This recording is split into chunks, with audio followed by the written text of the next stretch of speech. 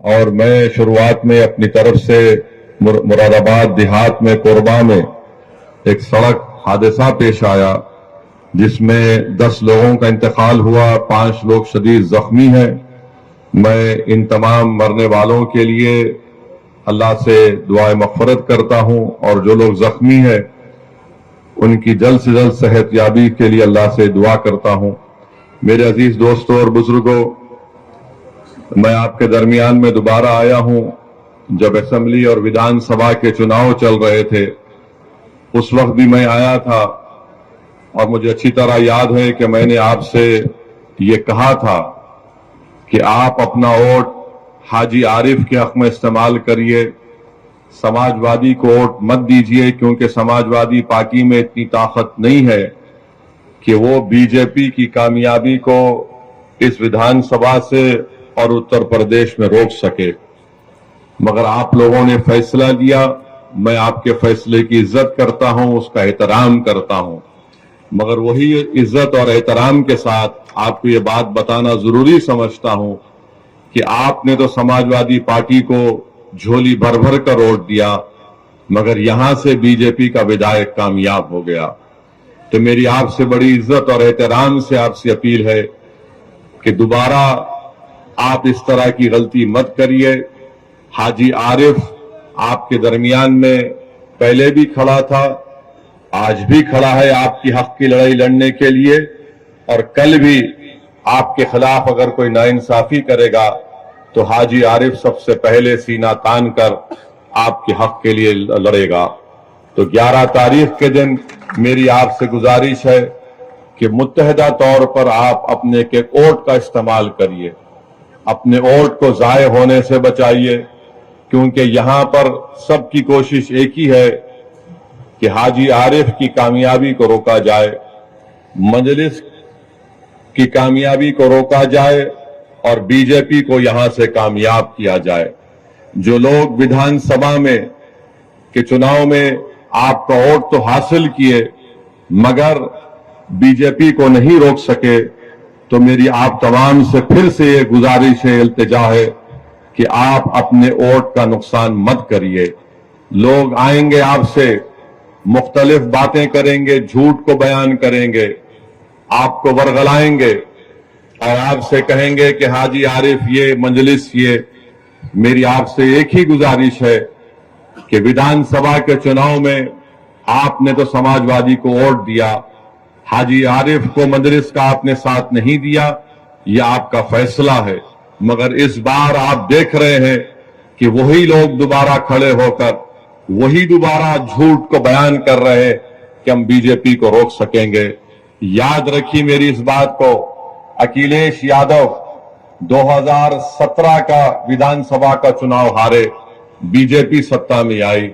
अखिलेश यादव 2019 का लोकसभा का चुनाव हारे, यहां से बीजेपी के बहुत बड़ी तादाद में सांसद मुंतखब हुए, जो दोबारा नरेंद्र मोदी को प्रधानमंत्री बनने का रास्ता आसान किया। 2022 में विधानसभा के चुनाव हुए, फिर आपके और हमारे दरमियान में आकर यह कहा गया कि नहीं नहीं बीजेपी को हम हराएंगे, हमारा साथ दो।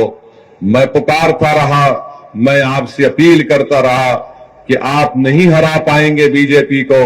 मैं आपसे उस वक्त भी कहा कि कम से कम आप अपने वोट से अपनी एक सियासी लीडरशिप को बनाइए, अपने नेता को बनाइए जो जाकर नाइंसाफियों के खिलाफ आपकी आवाज बन सके, जो जुल्म के खिलाफ आपकी आवाज बन सके। मेरी आपसे गुजारिश है कि मेरी इन तमाम बातों पर आप आराम से गौर फरमाइए। मैं फिर से आपसे कह रहा हूं कि अखिलेश यादव में ना तो काबिलियत है अपने पिता की तरह, ना अखिलेश यादव में जज्बा है सेकुलरिज्म को जिंदा रखने का, मगर अखिलेश यादव और समाजवादी पार्टी में बार बार वो यही कहते रहेंगे कि आप हमारा साथ दो, मुस्लिम समाज हमारा साथ दो, दलित समाज हमारा साथ दो, तो हम कामयाब हो जाएंगे। आपने वोट दिया तब भी बीजेपी कामयाब हो गई।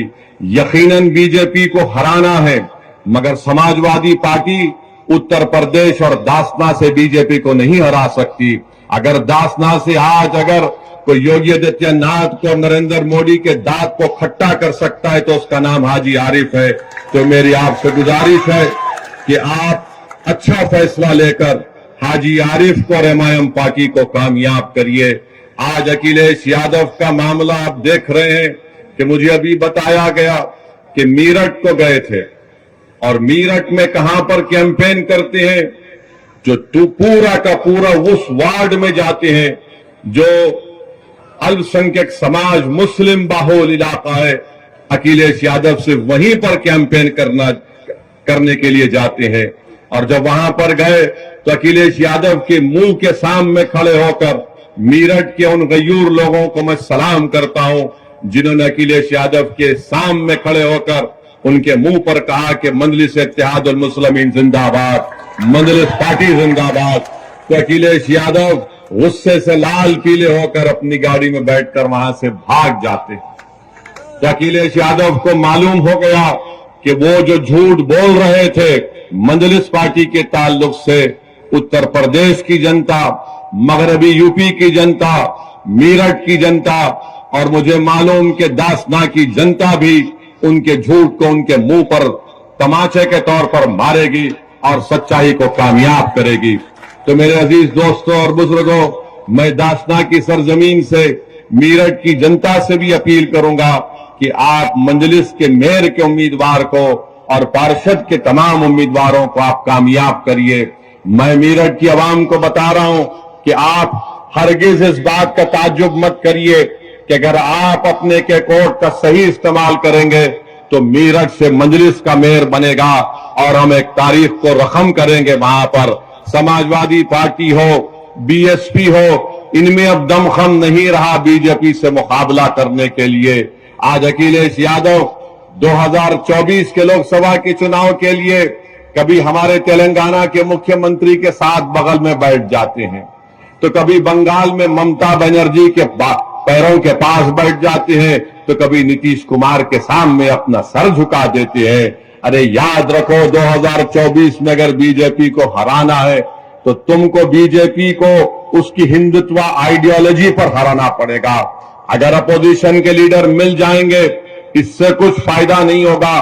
फायदा उस वक्त होगा जब यूपी की जनता को बीजेपी के खिलाफ खड़ा कर दिया जाए और उनसे कहा जाए कि बीजेपी आपको नौकरी देने में नाकाम साबित हुई है। बीजेपी नौजवानों का मुकद्दर बेरोजगार बनाकर रखती है। जब हम यूपी की और भारत की जनता को ये बात समझाने में कामयाब हो जाएंगे कि नरेंद्र मोदी प्रधानमंत्री जरूर बन गए मगर महंगाई को रोक नहीं सके। आज गरीबी बढ़ रही है, बेरोजगारी बढ़ रही है, आज जनता के पास पैसे नहीं है अगर उनके बच्चों को स्कूल में तालीम दिलाने के लिए। आज गरीब इतना परेशान है करके घर में अगर कोई बीमार पड़ जाता है तो उसको कर्जे लेकर अपने दोस्त या अपने रिश्तेदारों का इलाज करना पड़ता है। ये सब के सब जिम्मेदार बीजेपी के प्रधानमंत्री, देश के प्रधानमंत्री और उत्तर प्रदेश के मुख्यमंत्री का मामला रहा है। आज अब उत्तर प्रदेश के मुख्यमंत्री से पूछिए कि आपने उत्तर प्रदेश में क्या विकास किया, तो बोलेंगे मैंने बुलडोजर मासूम लोगों के घर पर चढ़ा दिए। उनसे आप पूछिए कि तुमने कौन सा विकास किया, तो बोलेंगे मैंने माफिया को खत्म कर दिया। अरे माफिया को कहां खत्म हो रहा है? अरे ये तो बताओ कि आपके बीजेपी में कितने ऐसे माफिया नेता बैठे हैं, उन पर फूल बरसाए जा रहे हैं, उनको आप अपनी सत्ता में रहकर अपने छत्र छाया में उनकी हिफाजत कर रहे हैं और जो कोर्ट से मुल्जिम करार दिया जाता, जिसके हाथ में जंजीरें होती है, तो पुलिस की मौजूदगी में उनको लोग आकर उनके सर पर गोलियां चलाकर उनकी हत्या करके चली जाती है और मुख्यमंत्री बोलते हैं कि मैंने माफिया को मार दिया। मुख्यमंत्री आपकी पुलिस है, उत्तर प्रदेश की पुलिस की कस्टडी में 2 प्रिजनर्स हैं और उनको आकर सर पर गोलियां मारकर, और मारने वाले पूरी तैयारी के साथ आए थे, मारकर हथियार फेंककर पुकारते हैं सरेंडर सरेंडर और जेएसआर का नारा। मैं उन पुलिस वालों से मेरा एक सवाल है, अगर वो जेएसआर का नारा नहीं लगाते और तकबीर बोलते तो निकाल कर उनको वहीं ढूंढ देते थे। ये कौन सा आपका इंसाफ है, बताओ आप। और मुख्यमंत्री बोलते गोली का जवाब गोली से देंगे, तो वहां पर क्या हो रहा था? गोली का जवाब जबान से भी नहीं दे पा रहे थे। आपकी कस्टडी में किसी की हत्या हो जाती, छोड़ दिए थोड़ी देर के लिए। उन मुल्जिमिन का नाम अतीक और अशरफ था, मगर आपकी कस्टडी में थे, आपने उनको नहीं बचा पाए और आप बड़े बड़े बुलंदबांग दावे कर रहे हैं हम ऐसा कर देंगे। अरे तुम्हारी कस्टडी में जो प्रिजनर है तुम उसको नहीं बचा पाए। और मैं कह रहा हूं कि एनकाउंटर चाहे किसी समुदाय का हो, उसका नाम कुछ भी हो, एनकाउंटर से लोकतंत्र कमजोर होता है। एनकाउंटर से लोगों का विश्वास लोकतंत्र में, जमहूरियत में कम होता है। एनकाउंटर से कोर्ट जो कानून और इंसाफ के ऊपर अगर कोई इंसाफ करना है तो कोर्ट का काम है। जनता का एतमाद कोर्ट से कम हो जाएगा, जनता का एतमाद पुलिस से कम हो जाएगा। क्योंकि अगर कोई सत्ता में बैठ कर ये तय करेगा कि कोर्ट फैसला नहीं देगा, मैं गोली से इंसाफ करूंगा, तो जमहूरियत खत्म हो जाएगी। लोकतंत्र को अगर मजबूत करना है तो गोली से नहीं, कोर्ट से इंसाफ करना चाहिए। आखिर वो कौन लोग हैं? मैं फिर से पूछ रहा हूं उत्तर प्रदेश के मुख्यमंत्री से कि जिन लोगों ने इलाहाबाद की सरजमीन पर उन दोनों को गोली मारी, आखिर वो कौन लोग हैं? कि उनके एक जो जिसने गोली मारी उसके घर पर झोपड़ी में रहती है उसकी मां, आखिर कैसे उसके पास 8-8 लाख के 2 वेपन आए, 16 लाख के? क्या इनको पैसा पाकिस्तान से आया? योगी आदित्यनाथ बताओ हमको, क्या आईएसआई ने उनको पैसा दिया था? क्या ये लश्कर तैयबा के एजेंट थे या नाथूराम गोडसे की नाजायज औलाद थी? या तो हाफिज सईद की नाजायज औलाद या फिर गोडसे की नाजायज औलाद हो सकती है। ये मुख्यमंत्री बोलते नहीं है कि कौन है, कौन उनके पीछे है, कि कौन उनको वो 8-8 लाख की एक रिवॉल्वर दिया सेमी ऑटोमेटिक, कहां से हथियार इनको आए, कोई सब भूल गए। मीडिया वाले 3 दिन 4 दिन तक खूब चलाए, उसके बाद बाबा के राज में जो हो रहा वो खामोश बैठ गए, बोले महाराज का मामला है। अरे ये तो दिखाते कि भाई कहां से वो रिवॉल्वर आई, 8-8 लाख के 2-2 वेपन, 16 लाख की वेपन। अच्छा आप ये बात समझो, हम यहां पर दासना को क्यों आए? एक तो हाजी आरिफ, हम उनको बहुत मोहब्बत करते, बहुत चाहते उनको। दूसरा हमारा आने का मकसद यह है कि हम पर जो लोग गाड़ी पर हमारे पर गोलियां चलाए थे वो भी हमारे पीछे चल रहे थे। यहां पर यहीं पर टोल गेट पर गोली चलाए, तो हम सोचे कि अगर नहीं जाएंगे तो वो नाथूराम गोडसे की औलाद, वो दोनों को लगेगा कि डर के नहीं आया हो ऐसी। तो हम बोले आते हैं आरिफ साहब, आप फिक्र मत करिए, जरूर आते हैं, इसीलिए हम आए हैं और आते रहेंगे।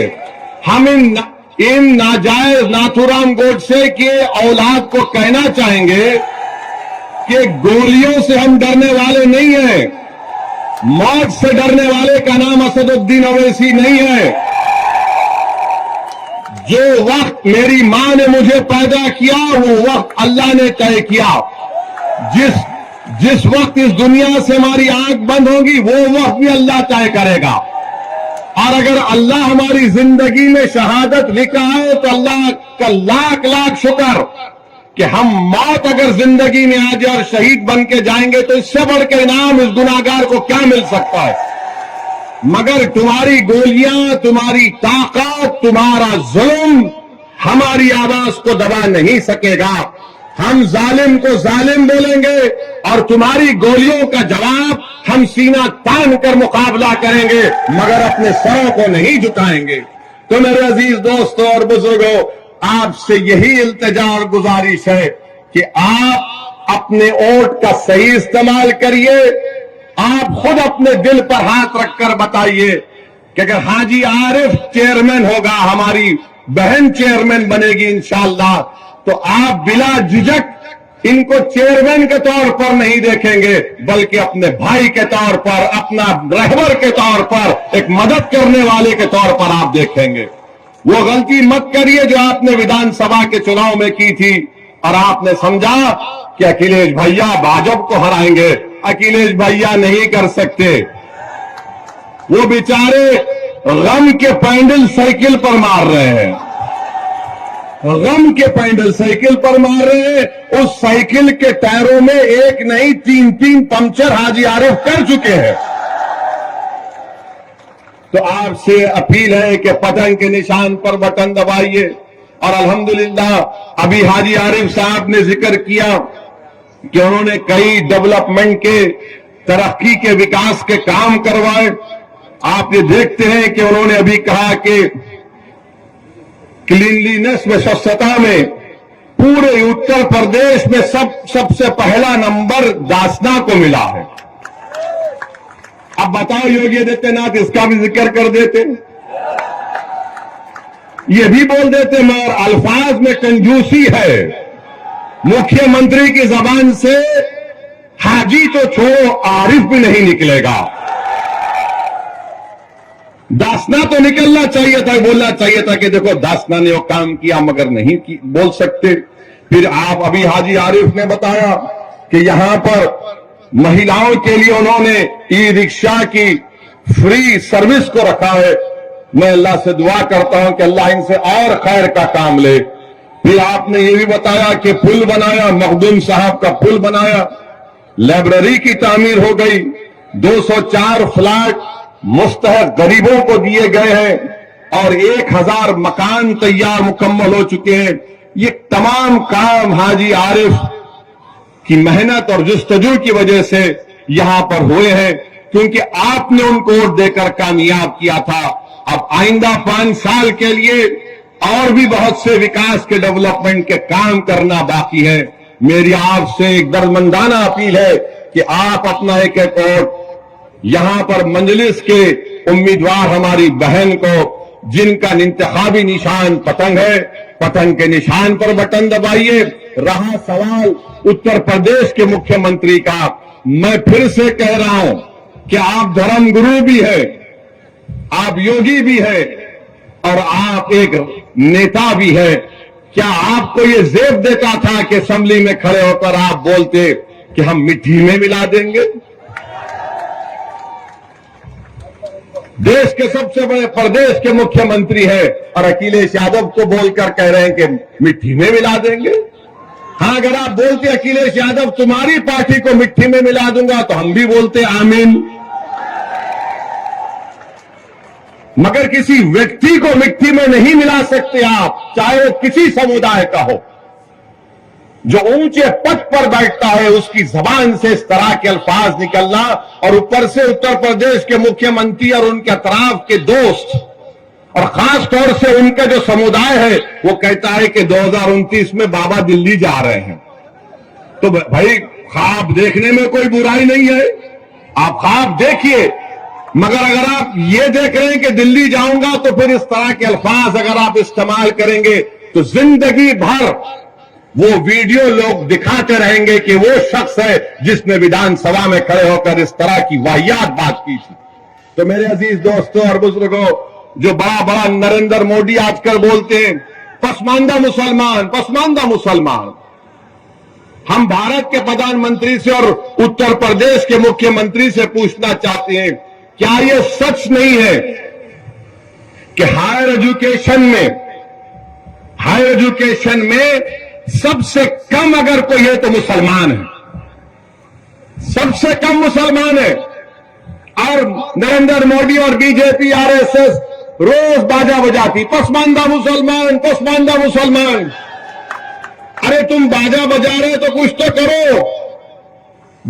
भारत सरकार का डेटा, आज इंडियन एक्सप्रेस में एक आर्टिकल छपा है, भारत सरकार का डेटा बता रहा है कि पूरे देश में जो हायर एजुकेशन में यानी 12वीं 12th क्लास के बाद जो एनरोलमेंट होता है, किसका हुआ है? दलितों का 4%, आदिवासियों का 11%, ओबीसी का 4%, अपर कास्ट लोगों का 13% और मुसलमानों का 8% कम हुआ है पूरे भारत में।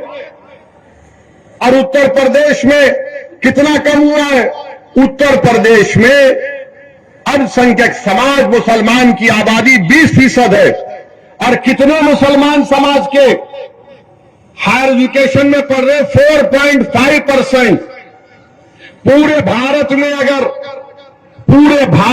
अगर 1,80,000 मुसलमान का ड्रॉप आउट हुआ है हायर एजुकेशन एनरोलमेंट में, तो उत्तर प्रदेश में 58,365 का ड्रॉप आउट हुआ। क्यों मोदी जी आप झूठ बोलते, पसमानदा मुसलमान को करो? अरे आप ही के राज में इतने बुरे दिन आ गए कि 58,000 मुस्लिम बच्चे और बच्चियां हायर एजुकेशन से उत्तर प्रदेश में निकल जाती है। सिर्फ 4% हायर एजुकेशन में। क्यों है? क्योंकि मोदी जी ने फेलोशिप को खत्म कर दिया मौलाना आजाद की, क्योंकि एनकाउंटर के नाम पर डर फैला दिया जाता है, डराया जाता है तो लोग डरते हैं, नौकरी नहीं मिलती, जब पढ़ेंगे नहीं तो नौकरी नहीं मिलती। बल्कि पीएलएफएस का डेटा है कि अगर किसी का नाम मुसलमान है और किसी का नाम दलित है, आदिवासी है और पंडित है, तो सबको इंटरव्यू का कॉल आता है। किसको नहीं आता? मुसलमान को नहीं आता। ये सच्चाई का बयान कर रहा हूं। और ये समाजवादी कांग्रेस के लोग वैसी भड़काऊ भाषण देता।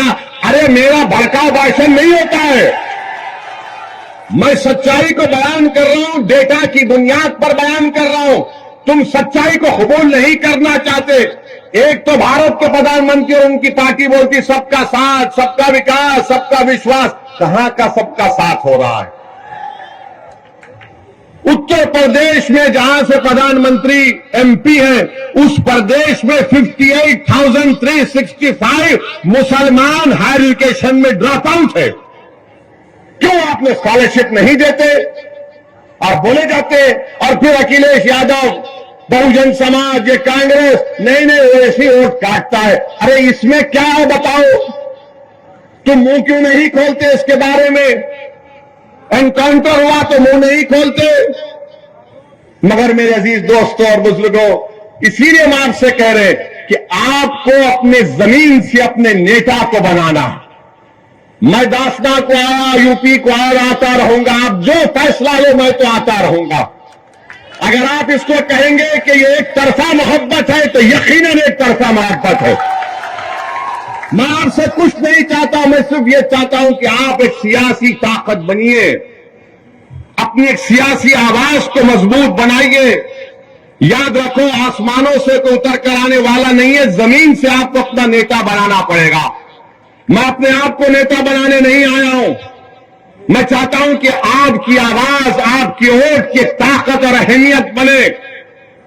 आप बताओ कि क्या हो रहा है उत्तर प्रदेश में। अब तो महिलाओं को लेडी डॉन मीडिया लिखती है, महिलाओं को दिखाकर मीडिया दिखाता है लेडी डॉन।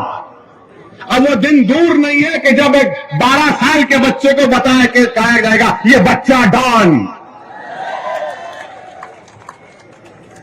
महिला डॉन, बच्चा डॉन। अब वो दिन भी दूर नहीं है कि अगर किसी का बच्चा अपनी मां के कोख से पैदा हुआ तो ये रोता हुआ बच्चा बड़ा होकर डॉन बनेगा।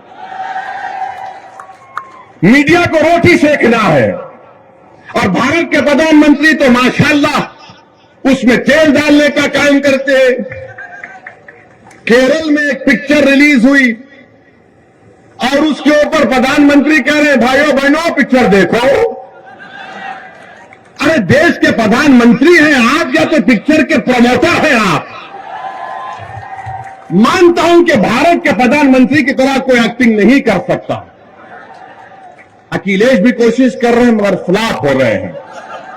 वो कांग्रेस के नेता जो पूरा देश फिरे वो भी कोशिश किए मगर इनकी एक्टिंग के सामने सब फ्लॉप हो रहे हैं। मैं तो समझता हूं कि दुनिया के जितने फिल्म स्टार हैं वो खुश होते हैं कि भाई वो इसको यहीं रखो, यहां आ गया तो हमारी दुकान बंद। आप भारत के प्रधानमंत्री रहकर बोलते हैं पिक्चर देखो।